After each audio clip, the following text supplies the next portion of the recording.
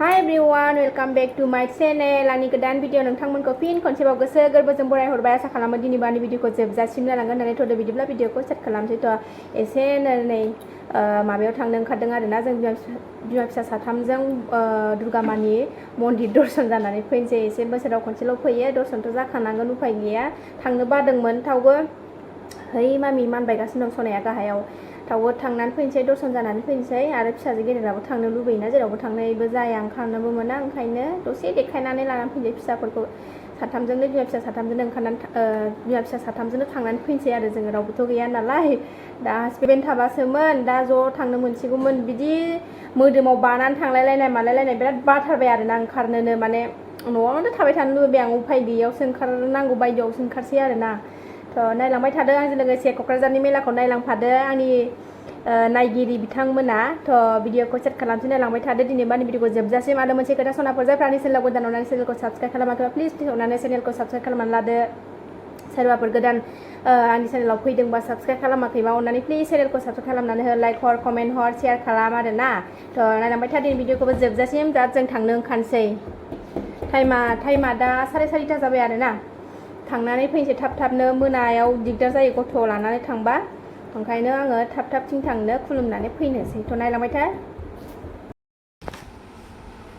बे अबस्थायानो हाजार देलायबालाय मा जानो बे अबस्थायानो थाखागोन आरो आंना बायाबानोथ' जेबो खामानियानो जाखाया सासेयाथ' बेसेरा दहायनो ओंखारनानै रेडि जानानै दङ बालायलायबाय बिमाखौ नेनो देलायो ओरै दसेनो हासुदेरो दसेनो खिदेरो बिदिनो खनबेसे गस्ला गानस्लायनाय बेना मिनिदोंसो थांनानै फैनोसै जों थाब-थाबनो बायो न'आवनो मेंखाजोबो मा फुजा बेरायनो मा मेला बेरायनो एकदम थांनानै फैनोसै थाब-थाबनो थादो जोंजों लोगोसे नोंथांमोनाबो जों थांनोसै थुफाबाय थादो आंजों लोगोसे नोंथांमोनाबो मेलायाव थांसै जोङो ना बादुरुसो थानो गोसोआनो उन्दुनोसो ओंखारगोरखायो आङो जोंना बिमाया थफ्ला लानानै ओंखारलायबाय थांसैलाय जोङो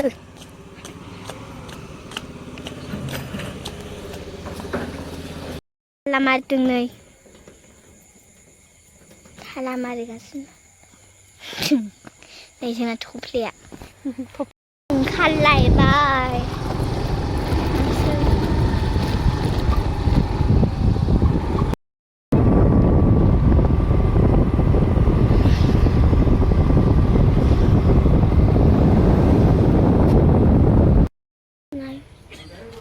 दखानाव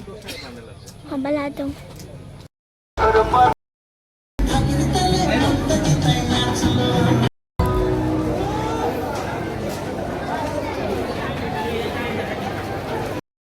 फुजा नायनो फैनाया सासेया उन्दुलांबायसो नै फुजा जागासिनो दं आरोना ओंखायनो जों थाबायथ'बाय ओरैनो माबा माबि नायदिंलाबायबाय फुजा सोलिगासिनो दं हाबोथ'वाखै ओंखायनो दसे ओरैनो माबा माबि नायलाबायग्रोदों फुजा जोबखांबाथाय सिङाव हाबनानै फुजा नायनानै थांसै उन्दुबाय नै सनाया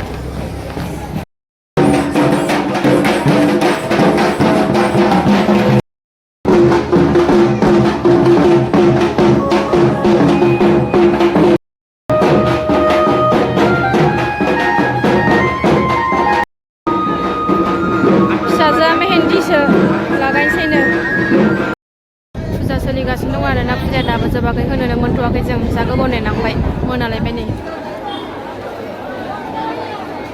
बिराद भिरथार मानसिफ्रा फुजा ओरैबायदि भिर नै मन्दिराव लाइनसो थालायलायबाय लाइन थाथ'वाखै दा जों दा मानसि खमायबासो हाबनोसै दसे नेथ'नानै फुजा जोबखांजोब्बाय दासो हाबहोबाय फुजा जोबखांनानै 6टा जाबाय टाइमाबो दा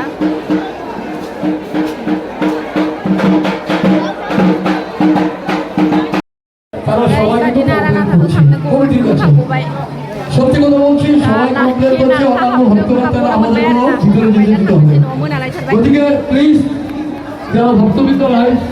আমাদের কমিটি থেকে আপনাদের কাছে অনুরোধ করছি আমাদের ভলেন্টিয়ার যারা রয়েছেন তাদের কাজ করতে সুবিধা হবে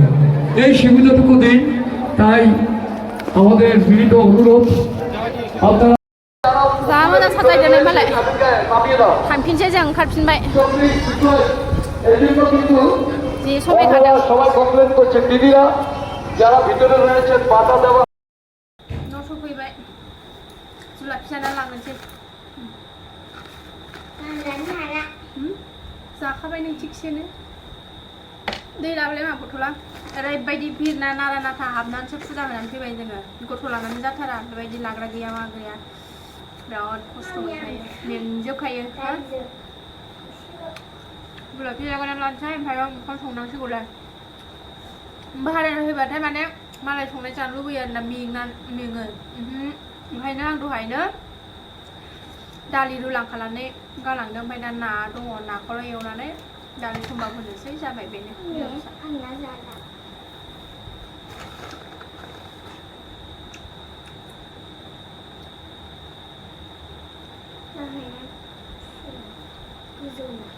ओरैबायदि भिर बापरे बाप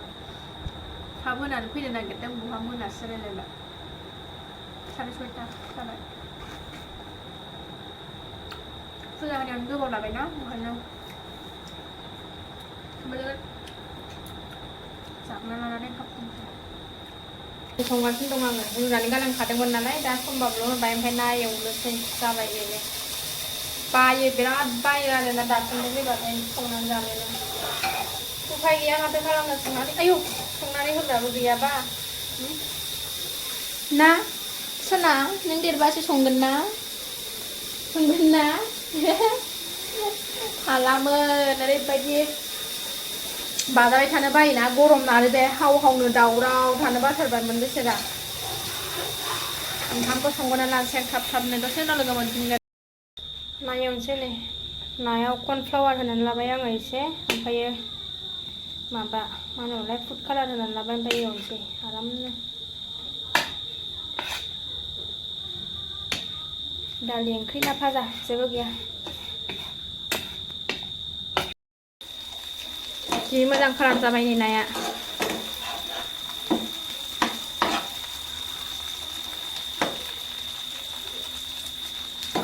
अर फिसा होनानै गोबाव एवनोसै नाया रोजाथार ना थाब मोननाय नङा नङाबा ओंखाम ओंख्रि माबाजोबनो नागिरो नै जोंना जानोसै नै खुना लाबोबाय गोरै देरजोब्बायहाय नै फिसा गोनां ना जिलथां मालथां जानोसै ओंखाम दुंमासे लाखाबाय फिसा गोनां नालाय ओंखामाथ' एसेयानो थोखाया बुरजा नांखागौ ओंखाम जाबाबो सान्थि गैया सना नोंनि थाखायनो माला देरबावगोन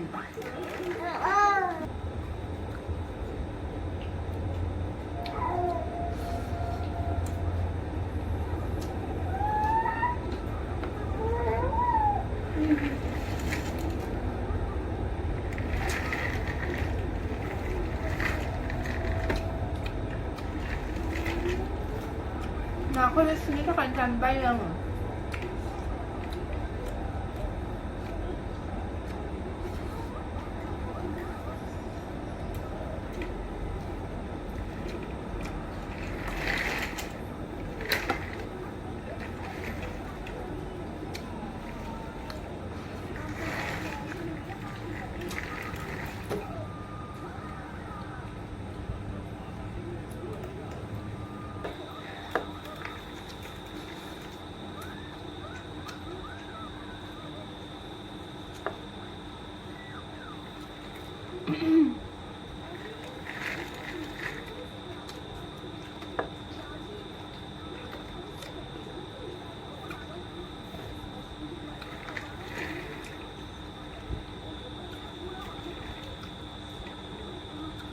दुर्गा फुजा फैबाय एबार लक्ष्मी फुजा फैगौ काली फुजा फैलायगौलाय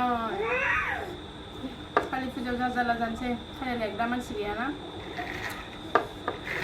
बोराय फैबा मोजां जागौमोन ना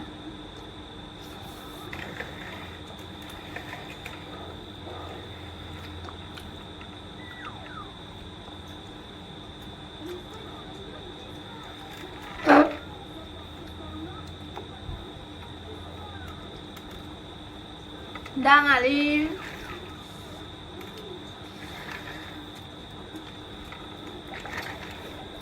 बेखौ नाख्रेबायनानैनो ओंखामानो बुंजोबखागोन